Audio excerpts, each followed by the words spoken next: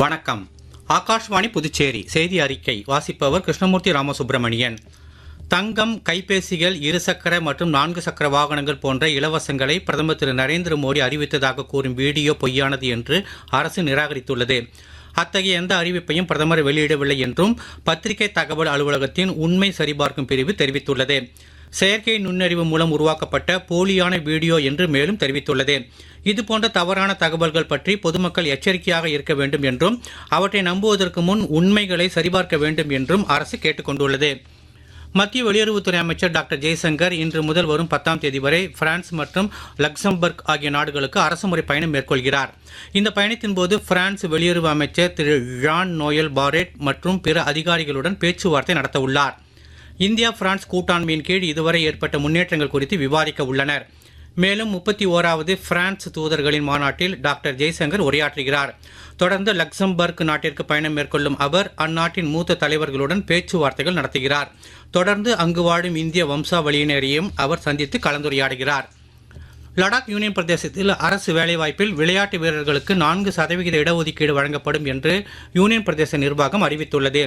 லேயில் துணைநிலை ஆளுநர் திரு கவிந்தர் குப்தா வெளியிட்ட லடாக் விளையாட்டுக் கொள்கையில் இந்த யூனியன் பிரதேசத்தைச் சேர்ந்த தலை சிறந்த விளையாட்டு வீரர்களுக்கு கல்வி உதவித்தொகை, விருதுகள் மற்றும் ரொக்க பரிசுகள் வழங்க வகை செய்யப்பட்டுள்ளது.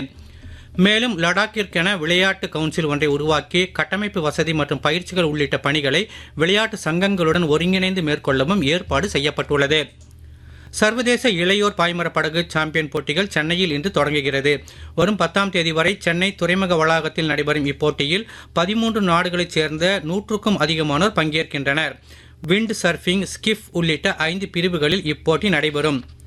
19 வயதிற்கு உட்பட்டோருக்கான கிரிக்கெட் போட்டியில் நேற்று மாலை பினோனியில் நடைபெற்ற 3 போட்டிகள் கொண்ட தொடரின் முதலாவது இளையோர் ஒருநாள் கிரிக்கெட் போட்டியில் இந்திய அணி 25 ரன் வித்தியாசத்தில் தென்னாப்பிரிக்க அணியை வென்றது. 302 ரன் என்ற இலக்குடன் விளையாடிய தென்னாப்பிரிக்க அணி 27.4 ஓவரில் 4 விக்கெட் இழப்பிற்கு 148 ரன் எடுத்திருந்த நிலையில் மழை குறுக்கிட்டதால் DLS முறையில் இந்தியா வெற்றி பெற்றதாக அறிவிக்கப்பட்டது.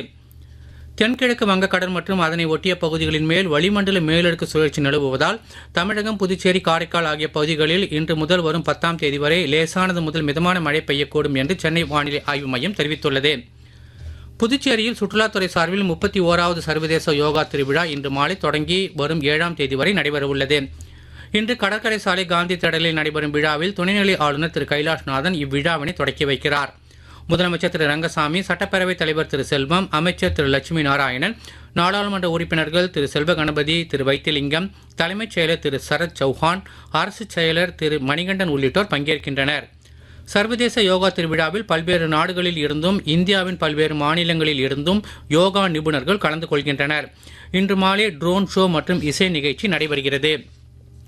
உலக பிரெயில் தினம் இன்று கொண்டாடப்படுகிறது. பார்வையற்றவர்கள் தங்கள் விரல் நுனிகளால் 6 புடைப்பு புள்ளிகளை கொண்ட ஒரு அமைப்பை பயன்படுத்தி படிக்க உதவும் இந்த பிரெயில் குறியீடை கண்டுபிடித்த லூயிஸ் பிரெயிலை கொண்டாடும் விதமாக இந்நாள் அமைகிறது.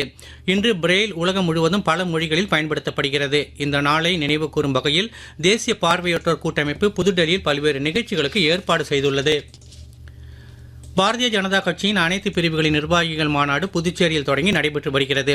இதில் சிறப்பு விருந்தினர்களாக மத்திய அமைச்சர் திரு ஜி கிஷன் ரெட்டி, தமிழ்நாடு மாநில துணைத் தலைவர் திருமதி குஷ்பு சுந்தர், தமிழ்நாடு அனைத்து பிரிவுகளின் மாநில அமைப்பாளர் திரு KT ராகவன் ஆகியோர் கலந்து கொண்டனர்.